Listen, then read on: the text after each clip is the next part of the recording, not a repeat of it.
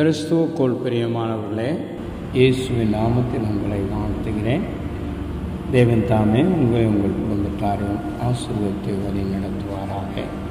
இன்றைய தினத்தின் தியானத்துக்காக எடுத்துக்கொள்ளப்பட்ட வசனம் யாக்கோபு 4 அதிகாரம் 7 வசனம். செய்தியின் தலைப்பு தேவனுக்கு கீழ்ப்படியுங்கள். அல்லேலூயா. எனக்கு அருமையான தேவஜனமே, கீழ்ப்படிதலை குறித்து அநேக செய்திகளை முன்கொண்டு நாம் தியானித்திருக்கிறோம். ஆனாலும் கூட மீண்டுமாக கர்த்தருடைய ஏவுதல் நிமித்தமாக இச்செய்தியை நான் உங்கள் மத்தியில் பகிர்ந்து கொள்ள வாஞ்சிக்கிறேன். காரணம், இந்நாட்களில் நாம் காணக்கூடிய எல்லா காரியங்களிலும் பார்க்கும்போது மனம் கீழ்ப்படியாமல் போவதை நாம் பார்க்க முடியும். ஒருவேளை நம்ம குடும்பத்தில் நம்முடைய பிள்ளைகள், நம்ம சொந்த பந்தங்கள் அநேகர் வேத வசனத்துக்கு கீழ்ப்படியாமல் சில சமயங்களிலே நடப்பது உண்டு. அதன் நிமித்தமாக அநேக துக்கங்களும் துயரங்களும் அடைவதும் உண்டு என்பதை நாம் அறிந்திருக்கிறோம். எனவே இச்செய்தியை உங்கள் மத்தியில் கொண்டு வருவதில் நான் மிக்க மகிழ்ச்சி அடைகிறேன். தேவனுக்கு கீழ்ப்படியும் போது என்ன நடக்கிறது என்பதை நாம் ஆராய்ந்து பார்க்க வேண்டியது மிக மிக அவசியம். நம்முடைய வாழ்க்கையில் வரக்கூடிய எல்லாவித சூழ்நிலையும், எல்லா சூழ்நிலைக்கு காரணமாக இருக்கக்கூடிய பிசாசை எதிர்த்து நிற்க நாம் கீழ்ப்படிய வேண்டும் தேவனுக்கு, வசனங்களுக்கு என்று பார்க்கிறோம். எனக்கு அருமையானவர்களே, வேதத்தில் வாசிக்கும் போது ஆகையால் தேவனுக்கு கீழ்ப்படிந்திருங்கள், தேவனுக்கு கீழ்ப்படிந்திருங்கள், பிசாசுக்கு எதிர்த்து நில்லுங்கள், பிசாசுக்கு எதிர்த்து நில்லுங்கள், அப்போது அவன் உங்களை விட்டு ஓடி போவான். எப்போது? தேவனுக்கு கீழ்ப்படியும் போது, பிசாசை எதிர்த்து நிற்கும்போது அவன் உங்களை விட்டு ஓடி போவான். யாக்கோபு 4:7 நாம் வாசிக்கிறோம். எனக்கு அருமையானவர்களே, கர்த்தருக்கு கீழ்ப்படிவதனால் ஆசீர்வாதம் பெருகும் என்பதை நாம் பார்க்கிறோம். காரணம், வேத புத்தகத்தில் நாம் வாசிக்கும் போது கர்த்தருக்கு கீழ்ப்படிந்த ஆபிரகாமை தேவன் ஆசீர்வதித்தார் என்று பார்க்கிறோம். வேதத்திலே முதல் புத்தகமாகிய ஆதியாகமம் 26 அதிகாரம் 4-5 நாம் வாசிக்கும் போது ஆபிரகாம் தேவனுடைய சொல்லுக்கு கீழ்ப்படிந்தார். ஆபிரகாம் என் சொல்லுக்கு கீழ்ப்படிந்து என் விதிகளையும் என் நியாயங்களையும் என் பிரமாணங்களையும் கை கொண்டபடியினால் என்று ஆண்டவர் சொல்லுகிறார். எனக்கு அருமையானது என்ன ஒரு சாட்சி பாருங்கள். ஆபிரகாம் தேவனை காணவில்லை,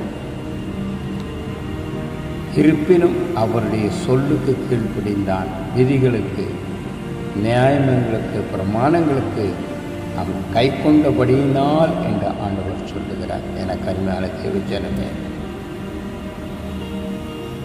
ஆபிரகாம் கர்த்தரின் சொல்லுக்கு கீழ்ப்படிந்ததினால் கர்த்தர் அவனையும் அவனுடைய சன்னதியையும் ஆசீர்வதித்தார்.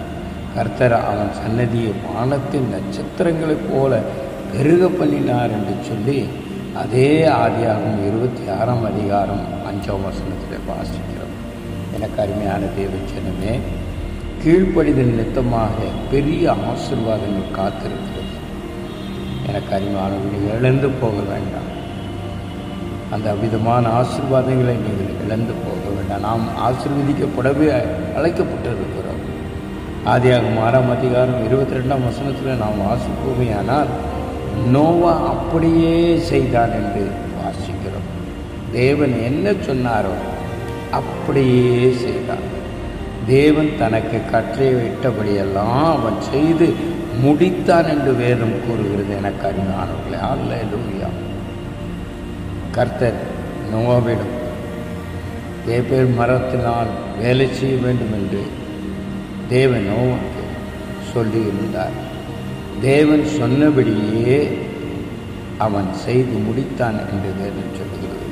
கர்த்தருடைய வார்த்தைக்கு அப்படியே கீழ்ப்படிந்ததினால் தேவன் நோவாவையும் அவருடைய குடும்பத்தாரையும் பாதுகாத்து ஆசீர்வதித்தார் என்று பார்க்கிறோம். எனக்கு அருமையானவர்களே, கீழ்ப்படிந்த நிமித்தமாக எந்த ஆசீர்வாதங்கள் பாருங்கள், ஒருவர் அல்ல, இருவர் அல்ல, அநேகர் ஆசீர்வதிப்பு. இன்றும் தேவஜனம் ஆசீர்வதிக்கப்பட்டிருக்கிறது. எனக்கு அருமையானவர்களே, தேவனுக்கு கீழ்ப்படிந்தால் ஆசீர்வாதம், அதுவே பெரிய ஆசீர்வாதம்.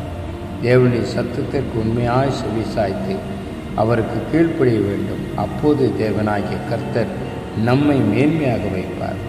வேதமும் அதுதான் சொல்லுகிறது. உபாகம் 28 நாம் வாசிப்புமையானால் அதில் கூறப்பட்டிருக்கிற எல்லா வசனங்களையும் நாம் பார்க்குமையானால், முதலாவது கர்த்தர் சத்தத்திற்கு செவி கொடுத்து கீழ்ப்படியும் போது உபாகம் 28ஆம் அதிகாரத்தில் உள்ள சொல்லப்பட்ட அனைத்து ஆசீர்வாதங்களும் உங்கள் மேல் உங்களுக்கு வந்து பலிக்கும் என்று பார்க்கிறோம். ஆதாம் ஏவாள் தேவனுக்கு கீழ்ப்படியாமையினால், பிசாசின் வார்த்தைக்கு கீழ்ப்படிந்ததினால் ஆசீர்வாதங்களை இழந்து போனார்கள், சாபத்துக்குள்ளாகப்பட்டார்கள். எனவே அவ்விதமான ஒரு பெரிதான ஆசீர்வாதமான ஏதேன் தோட்டத்தில் ஆசீர்வாதங்களை இழந்து போனார்கள் என கருணானவர்களே. எனவே கர்த்தருக்கு கீழ்ப்படியுங்கள், கர்த்தருடைய ஆசீர்வாதத்தை பெற்றுக்கொள்ளுங்கள். தேவன் தாமே உங்களை ஆசீர்வதித்து வழிநடத்துவாராக. ஆமென்.